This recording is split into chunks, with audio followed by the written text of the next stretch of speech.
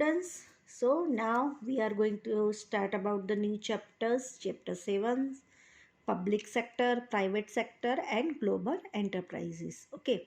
So first of all, I will start the introduction. So first of all, I will read the introduction, then I will explain you introduction. Okay. So after independence, India has adopted mixed economic, due to which there is a coexistence of public and private enterprises. In private sector business, the ownership rests on individual or group of individuals. Types of business units are like individual ownership, partnership, cooperative society, and joint stock company. Those units whose ownership, management, and control rest in the hands of government are known as public sector unit. The ownership of such units are either partly or fully in the hands of central government or state government. Such units can be either government department or its part could be set up through an act of parliament. Through such enterprises, government participants uh, in the economic activities. Various objectives have been prescribed in the industrial policy of 1956 for public sector, and through that it was undertaken to spend up the industrialization and development. The role of public sector was given more importance, and along with that public and private sectors are made complementary. There was a shift in emphasis in the 1991 industrial policy. Government started uh, disinvestment by selling stakes to private sector as and when required, and accepted to offer greater autonomy to the private sector. Okay. तो यहाँ पे जो अलग अलग तीन part है. First of all I will explain the only public sector. Okay. तो हम यहाँ पे इंट्रोडक्शन में तो मेन पॉइंट्स क्या होता है कि पब्लिक सेक्टर क्या है. ओके. ये चैप्टर के हम डिटेल्स में समझेंगे कि पब्लिक सेक्टर होता क्या है, प्राइवेट सेक्टर होता क्या है और ग्लोबल एंटरप्राइजेस क्या है. ओके. हम स्टार्ट करते हैं हमारे इंट्रोडक्शन पार्ट से. ओके. इंडिपेंडेंस के बाद इंडिया ने अडॉप्ट कर लिया मिक्स इकोनॉमी को. किसको अडॉप्ट कर लिया था? मिक्स इकोनॉमी को अडॉप्ट कर लिया है. मिक्स इकोनॉमी के अंदर क्या होता है, मतलब private sector and public sector दोनों साथ में एग्जिस्ट करते हैं. मतलब पहले इंडिपेंडेंस से पहले क्या करता था, गवर्नमेंट अकेली ओपन कर सकती थी, प्राइवेट सेक्टर को इतना फ्रीडम नहीं मिलता था कुछ भी करने के लिए. पर इंडिपेंडेंस के बाद इंडिया ने अडॉप्ट कर लिया मिक्स इकोनॉमी को. ओके. मिक्स इकोनॉमी के अंदर क्या होता है, दोनों सेक्टर साथ में एग्जिस्ट होते हैं, है ना, पब्लिक सेक्टर और प्राइवेट सेक्टर. अंडरस्टैंड. दोनों साथ में एग्जिस्ट हो सकते हैं. तो यहाँ पे प्राइवेट सेक्टर कौन सी एंटरप्राइज होते हैं, कौन सा सेक्टर होता है जहाँ पे ऑनरशिप, मैनेजमेंट सब कुछ एक इंडिविजुअल के हाथ में होता है. अगर आप लोगों को शॉर्ट में बताएं, प्राइवेट सेक्टर एक ऐसा सेक्टर है जिसमें गवर्नमेंट का कोई भी कंट्रोल होता नहीं है, गवर्नमेंट कुछ मैनेज नहीं करती है, उसे बोलते हैं प्राइवेट सेक्टर. ओके. यहाँ पे प्राइवेट सेक्टर के एग्जाम्पल्स भी दिए गए हैं ना. Just I was read about types of business units like individual ownership, partnership हमने पहले पढ़ा था, सोल प्रोप्राइटरशिप प्राइवेट सेक्टर है, partnership, cooperative society and joint stock company. तो ये सारी क्या है, प्राइवेट सेक्टर. ओके. तो ये सारी चीज़ें प्राइवेट सेक्टर में थे. और पब्लिक सेक्टर में वो सेक्टर होता है जिसके ऑनरशिप, मैनेजमेंट, कंट्रोल किसके हाथ में होता है, गवर्नमेंट के हाथ में होता है. अंडरस्टैंड. तो ये सारी चीज़ें गवर्नमेंट के हाथ में होती है, उसको बोलते हैं public sector unit. Okay. Clear हुआ. जो भी एंटरप्राइजेस, जो भी सेक्टर का कोई भी ऑनरशिप और मैनेजमेंट है, कंट्रोल है, गवर्नमेंट के हाथ में होता है, उसे कहते हैं पब्लिक सेक्टर. अंडरस्टैंड. तो यहाँ पे मैंने एक्सप्लेन के लिए आगे जो इंट्रो पढ़ा है वो आप लोग को समझना जरूरी है आगे के चैप्टर को और इंटरेस्ट से रीड करने के लिए। ओके, और इसीलिए मैंने एक्सप्लेन कर दिया कि पब्लिक सेक्टर वो जो सेक्टर है जिसका मैनेजमेंट कंट्रोल गवर्नमेंट में हाथ में होता है उसको बोलते हैं पब्लिक सेक्टर है। और पब्लिक सेक्टर जो वो है मैनेज के में नहीं होता है उसको बोलते हैं प्राइवेट सेक्टर। तो दोनों आपको समझ में आ गया। ग्लोबल एंटरप्राइज हम आगे पढ़ेंगे होता क्या है। ओके, अब ये हम पढ़ेंगे आधा मैनेजमेंट के हाथ में होता है ना। जो सपोज के एग्जांपल देती हूँ, एक एंटरप्राइज है, एक कंपनी है जिसका आधा मैनेजमेंट गवर्नमेंट में हाथ में होता है, आधा प्राइवेट इंडिविजुअल पर्सन के हाथ में होता है। तो अगर आधा भी गवर्नमेंट के हाथ में कंट्रोल होता है तो भी पब्लिक सेक्टर, उसको भी बोलेंगे पब्लिक सेक्टर। ओके, क्लियर हुआ ना। देखो यहाँ पे मैंने पहले एक्सप्लेनली बताया भी था, मतलब दो ऑनरशिप में फिर से बता the ownership of such units are इधर और द पार्सली और fully in the hand of central government और स्टेट गवर्नमेंट। क्लियर। तो पब्लिक सेक्टर वो ऐसा सेक्टर होता है जिसकी ऑनरशिप आधा या पूरा सेंट्रल गवर्नमेंट में हाथ में होता है या स्टेट गवर्नमेंट में हाथ होता है, सॉरी, उसे हम बोलेंगे पब्लिक सेक्टर। ओके, आपको रीड करना है तो इंट्रोडक्शन वापस आप रीड कर लेना, अगर कोई भी कंफ्यूजन है तो यू विल आस्क मी। अब है public sector meaning. Okay, any enterprises which is on manage and control by government is called public sector enterprise.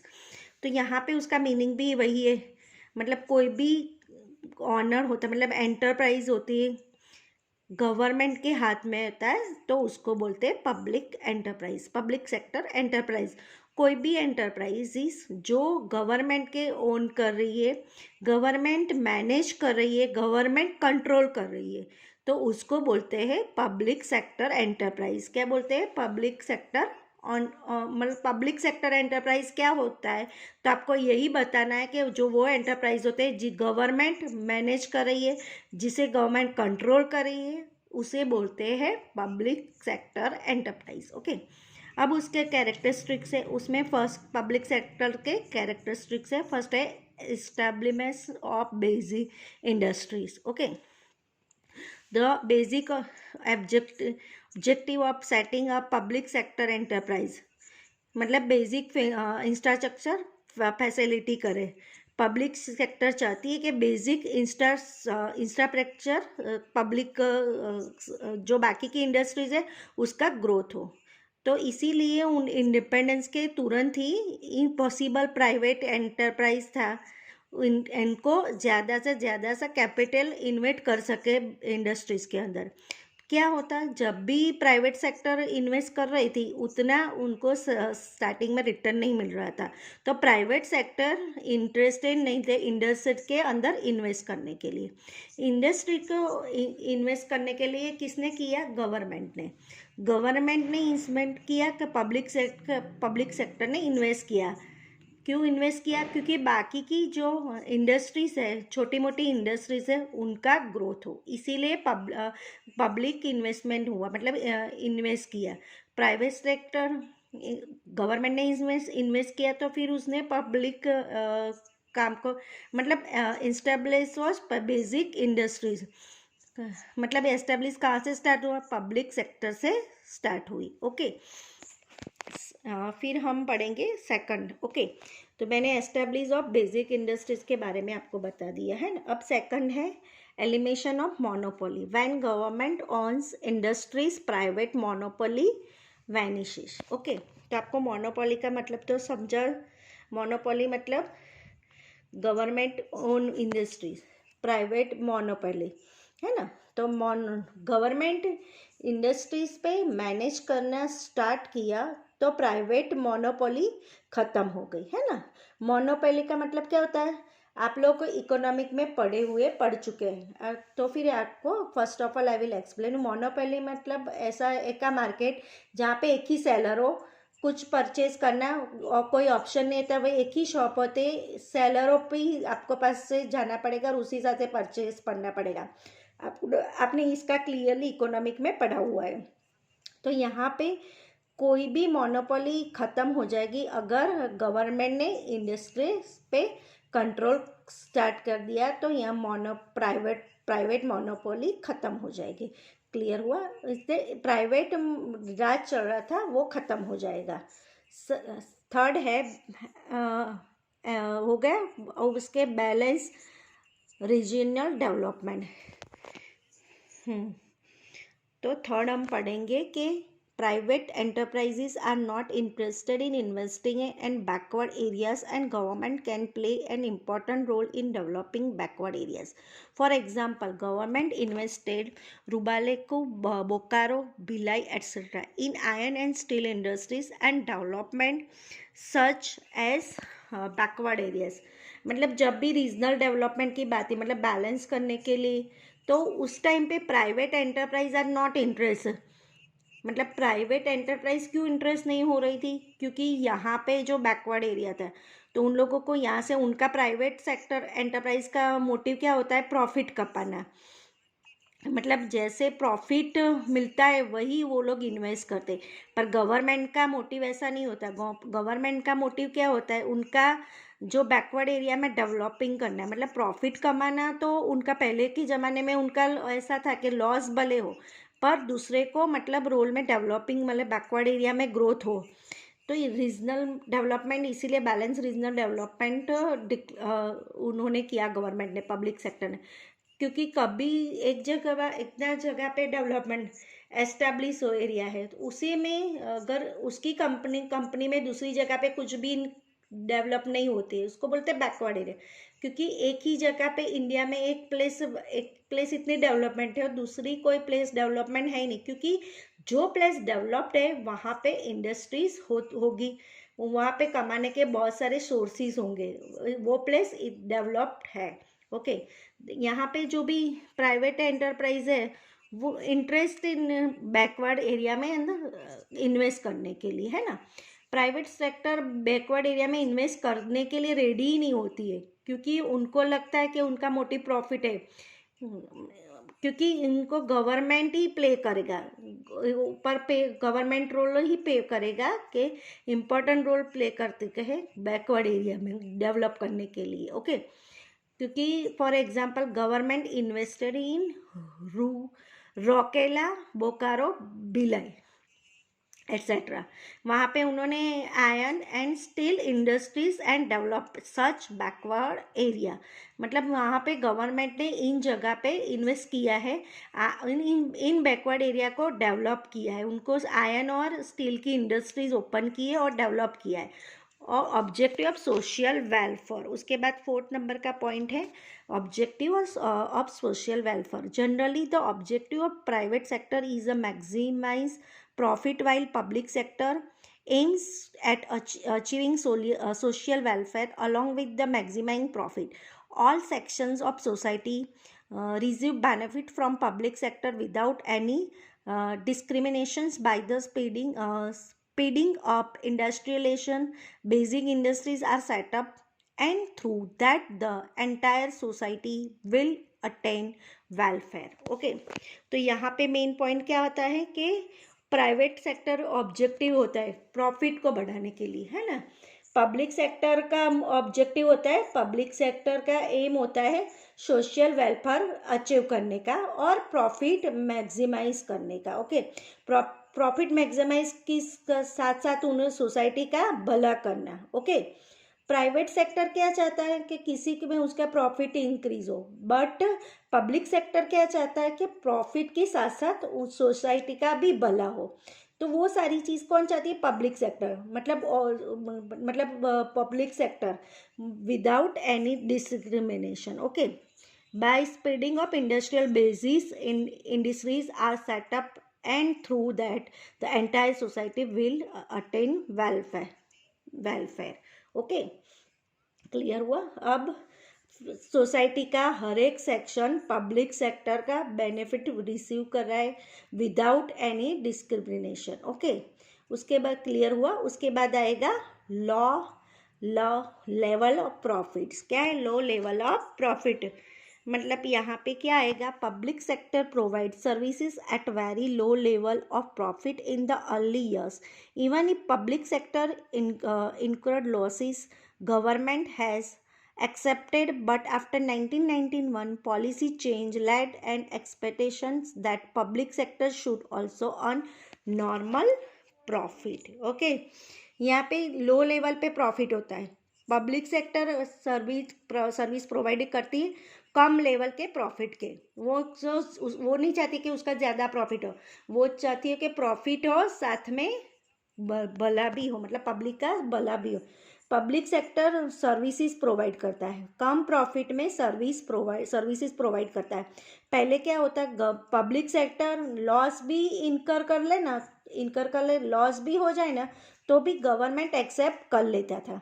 पर 1991 के बाद पॉलिसी चेंज हो गई और वो पॉलिसी में ऐसा लिखा है पब्लिक सेक्टर को भी नॉर्मल प्रॉफिट तो अर्न करना ही पड़ेगा। क्लियर हुआ? पब्लिक सेक्टर को सर्विस प्रोवाइड करती है, बहुत कम प्रॉफिट अर्न करती है। ओके, तो यहाँ पे जब भी पहले लॉस होता था, पब्लिक सेक्टर को लॉस होता था, तो गवर्नमेंट एक्सेप्ट कर लेती थी। पर 1991 के बाद पॉलिसी चेंज हो गई और अभी भी पब्लिक सेक्टर भी एक्सपेक्टेशन किया जाता है कि वो नॉर्मल भी प्रॉफिट अर्न करना ही पड़ेगा। ओके, 6 है maintenance of national interest.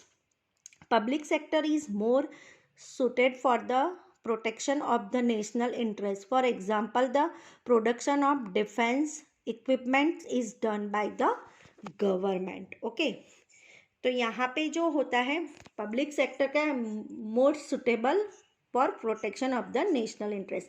Public sector कौन मैनेज करता है? गवर्नमेंट मैनेज करती है, गवर्नमेंट कंट्रोल करती है। तो पब्लिक सेक्टर सुटेबल है नेशनल इंटरेस्ट प्रोटेक्ट करने के लिए। ओके, तो यहाँ पे for example the production of defence equipment is done by the government.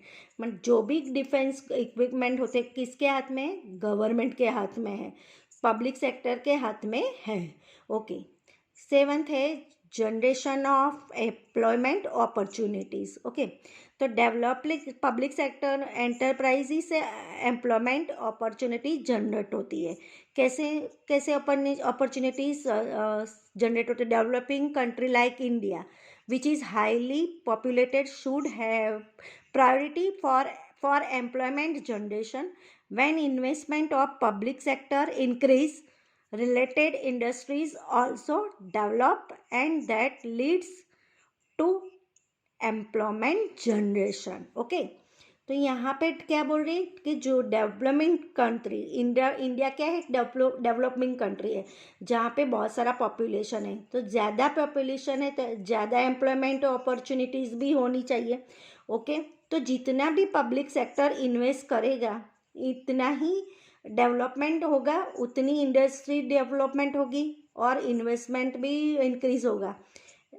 Public sector का इन्वेस्टमेंट बढ़ जाएगा तो जो बाकी की इंडस्ट्रीज भी वो भी डेवलप होगी और जब इंडस्ट्री डेवलप होगी तो एम्प्लॉयमेंट भी जनरेट होगा। ओके, फिर उसके बाद आता है 8 increase in economic development of the country. Every country मतलब कंट्री का इकोनॉमिक डेवलपमेंट, हर एक कंट्री को इकोनॉमिक डेवलपमेंट चाहिए होता है, हर एक कंट्री को अपना खुद का डेवलपमेंट होना चाहिए। तो every country needs economic development. Public sector intelligence create करता है, base for the further industrialization करता है, this will be further increase economic development. जो भी कंट्री में ज़्यादा इंडस्ट्रीज होगी वो कंट्री का डेवलपमेंट इकोनॉमिक डेवलपमेंट पॉसिबल ही है, तो वो आपको ध्यान में रखना है। नेक्स्ट है social and economic justice. Okay, तो the management of public sector is in the hands of the government and hands in the implementation of government के पॉलिसीज बिकम एसेंशियल। जो भी पॉलिसी होती है प्रिपेयर करनी होती है गवर्नमेंट प्रिपेयर करेगी, मैनेजमेंट भी गवर्नमेंट करेगा। गवर्नमेंट इस पॉलिसी प्रिपेयर करेगा कि providing free concessional service, job security, improving job conditions, labour laws are fully follow, priority to women's is given, etc.